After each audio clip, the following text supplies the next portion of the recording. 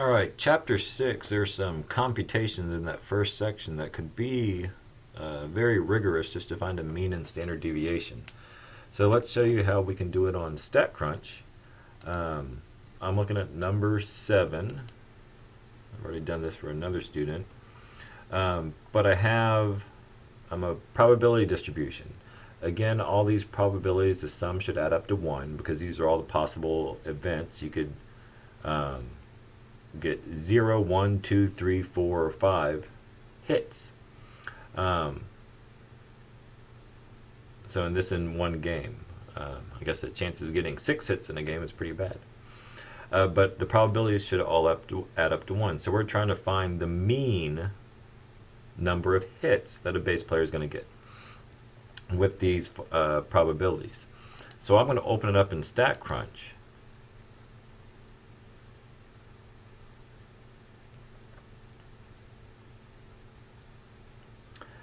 Now these are the probabilities.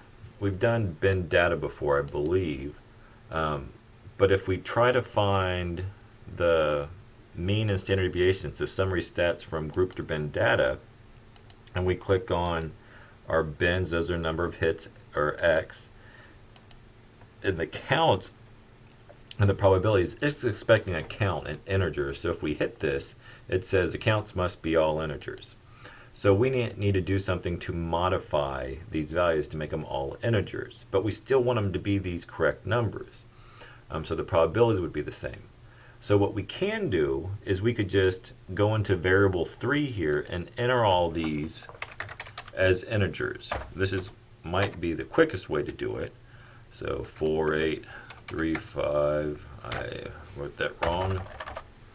4, 8, 3, 5, and then 2, 2, 0, 1. 4.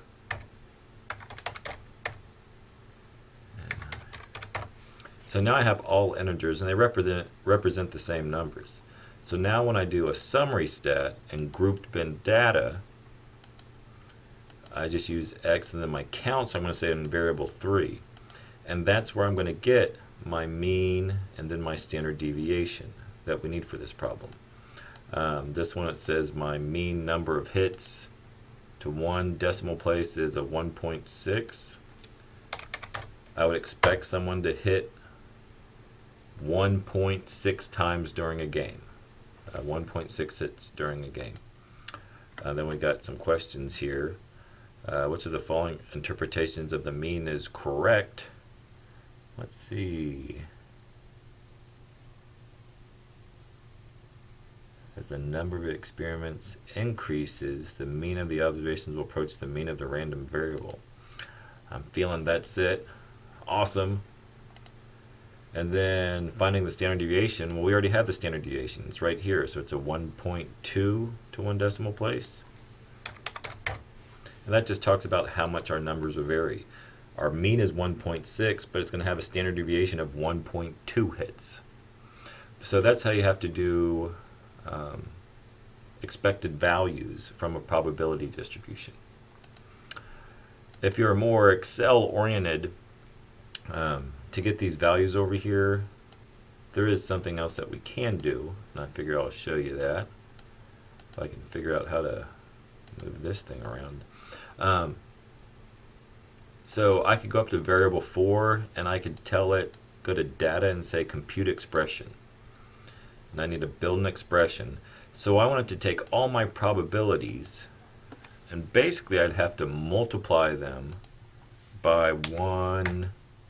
I needed 4 zeros to move the decimal place 4 places, so it'd be the probabilities times 10,000, and then tell it to compute, and it will give me all these values that we typed in by hand, but just how comfortable you feel with Excel type language to do that.